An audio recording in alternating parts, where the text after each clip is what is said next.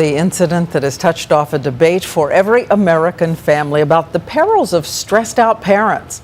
We learned today that no less than the Prime Minister of Britain and his wife arrived back home from a lunch and realized they had left their 8-year-old daughter in the restaurant.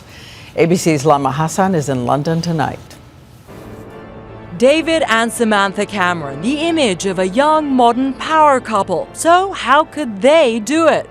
This was the scene of every parent's worst nightmare. The Camerons were enjoying a spot of lunch here before taking their eye off their daughter Nancy for just a few seconds and then leaving without her. The Prime Minister in one car with his bodyguards, wife Samantha in another with their other 2 kids. Each thought 8-year-old daughter Nancy was with the other. 15 minutes and 2 miles later, the Camerons discovered she was missing. Nancy was safe and sound. In fact, she was helping out the staff in the pub.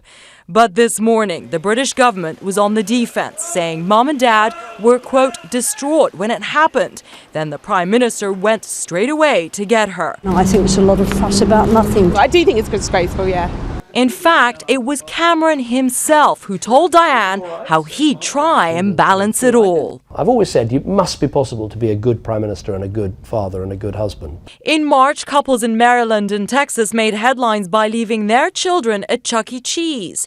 Working parents know it's easy to get distracted. You're expected to respond to an email pretty quickly. You're expected to always be available. That's not something that existed 10 years ago. Perhaps that's why many today felt a little empathy, knowing these days what happened to the Camerons could happen to anyone.